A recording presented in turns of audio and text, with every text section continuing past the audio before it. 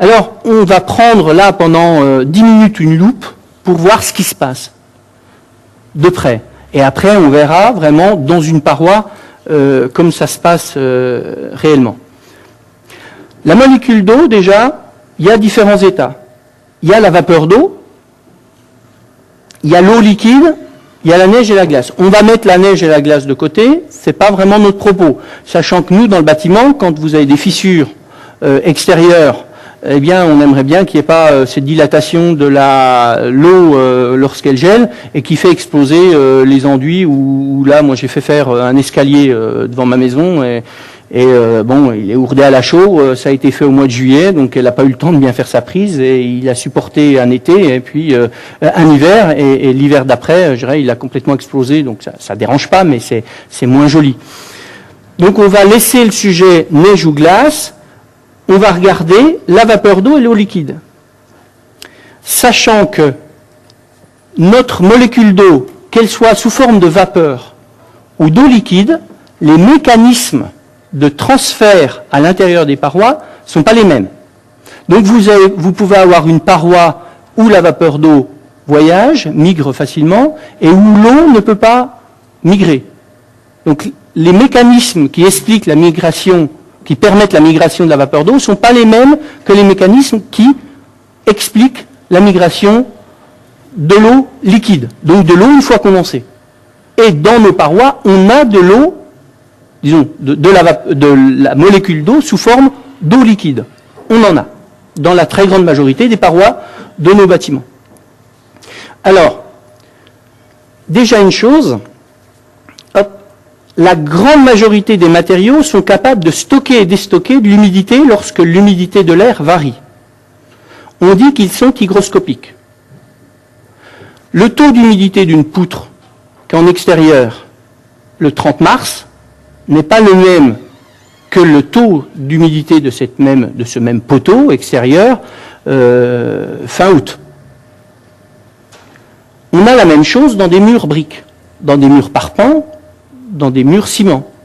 La très très grande majorité des matériaux sont dits hygroscopiques. C'est-à-dire qu'ils ont une capacité de fixer cette humidité, de fixer, de la relâcher, de fixer, de la relâcher, de fixer, de la relâcher. On dit qu'ils sont hygroscopiques. Alors comment ça se passe cette histoire-là ? Les matériaux, d'une manière, sauf exception, on verra des exemples tout à l'heure, les matériaux, c'est des ensembles de vide. Il y a des pores qui ressemblent à des bulles ou à des capillaires, donc à des espèces de tuyaux. Donc là, vous voyez sur le petit croquis qui est à droite, sur le croquis du haut, alors je vais essayer de mettre, voilà, on voit ici une toute petite pellicule bleue. C'est de la vapeur d'eau qui se colle aux parois. C'est-à-dire que quand vous êtes, imaginez là que ce soit un port de bois, un bout de bois, grossi au microscope, eh bien, quand vous avez une humidité relative faible, vous avez un petit peu de vapeur d'eau qui se fixe là. Si votre humidité relative, elle augmente, vous avez un peu plus de vapeur d'eau qui se colle aux parois de ces capillaires.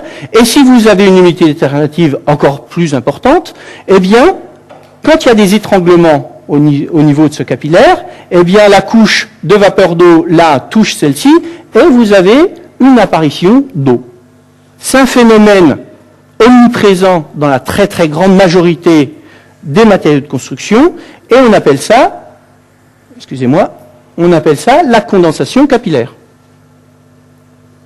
C'est un fait, c'est comme ça, et on vit très bien avec. D'autres choses, particulièrement en hiver, l'air intérieur est plus humide que l'air extérieur et exerce une pression de vapeur de l'intérieur à l'extérieur. C'est-à-dire que quand on vit dans une maison, on produit de l'humidité, nos activités produisent de l'humidité et cette vapeur d'eau créée cherche à traverser les parois. On a vu tout à l'heure que quand il n'y avait pas une bonne étanchéité à l'air entre cet air intérieur et l'isolant, eh bien, je dirais, tout partait dans l'isolant. C'est pas ce qu'on veut. Donc, on veut une étanchéité à l'air, mais il faut savoir qu'il y a cette pression. C'est pareil que la diapo d'avant, c'est un phénomène physique, ça se passe comme ça. Un autre phénomène physique, est imagé par le diagramme de Mollier. Alors, qu'est-ce qu'il dit ce diagramme? Ici, en bas, vous avez les températures. Là, on est à -10, sur la gauche, on est à -10, et sur la droite, on est à 22. Et sur la ici, vous avez dans les ordonnées l'humidité dans l'air en grammes par kilo d'air. Et finalement, on voit quoi? On voit qu'un air, lorsque la température est élevée, peut avoir beaucoup d'humidité. Et ça, c'est la saturation. C'est quand on arrive à une humidité relative de 100% et qu'une partie de la vapeur d'eau se condense. Donc, si finalement, regardez, on est à l'intérieur ici, on est à l'intérieur l'hiver, il fait 20 degrés. Et vous avez un air à 50% d'humidité relative. Ça signifie, on reporte là, ça signifie qu'il y a 7 grammes de vapeur d'eau par kilo d'air. Ça ne pose pas de problème. À l'intérieur, 50% d'humidité relative, c'est tout à fait correct. Sauf que, grâce au principe, à cause du principe qui se passe là, eh bien l'air, cet air va chercher à traverser la paroi. Et s'il fait -10 dehors, vous voyez que 7 grammes de vapeur d'eau par kilo d'air, eh bien, à un moment donné, quand il arrive à 9 degrés, eh bien, on arrive à 100% d'humidité relative et il y a condensation. Donc, le problème, quelque part, c'est ça.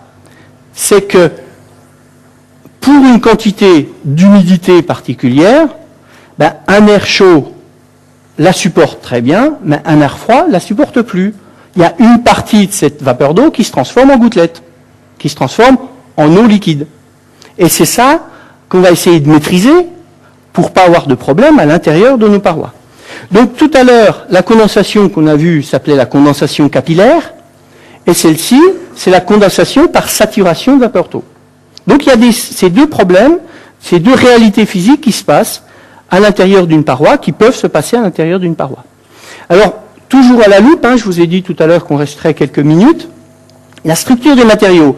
Eh bien, les matériaux sont plus ou moins poreux, donc plus ou moins pleins de vide, pour faire simple. Alors, il y en a qui n'ont pas de vide, ce sont les métaux ou le verre. Donc, on dit là que ce sont des matériaux non poreux. Donc, le phénomène de condensation capillaire dont on a parlé tout à l'heure, ils n'existent pas. Il n'y a pas de vide, donc la vapeur d'eau, elle ne peut pas rentrer dans les vides et se condenser en fonction de la réalité physique des capillaires et des pores. Donc regardez là simplement le bois. C'est une porosité selon le type de bois. Les résineux ont une porosité plus importante, donc plus de vide. Et les bois lourds ont une porosité plus de 45-50%. Donc là, sur la gauche, on voit le bois, c'est des espèces de tubes. Le polystyrène, c'est des espèces de bulles qui sont collées les unes aux autres. La laine minérale, ce sont plus des fils. Les ciments, ce sont des paillettes. Et l'aluminium, c'est une espèce de magma. Donc l'aluminium, porosité 0. Il n'y a pas de vide, donc il n'y a pas de condensation, il n'y a pas de transfert possible d'eau ou de vapeur d'eau dans l'aluminium. C'est comme le verre, ça ferme complètement. Donc là, à la rigueur, on ne va pas se poser de questions pour savoir ce qui se passe, ça coupe tout. Et en plus, c'est des matériaux qui ne sont pas putrescibles, donc on les trempe dans l'eau, c'est pas notre problème a priori, en tout cas, c'est pas le problème du moment. Mais en tout cas, vous voyez que selon le type de pore, et là on a 5 exemples différents, eh bien la vapeur d'eau, elle va se promener plus ou moins facilement, et l'eau liquide, elle va se promener plus ou moins facilement. Donc, la plupart des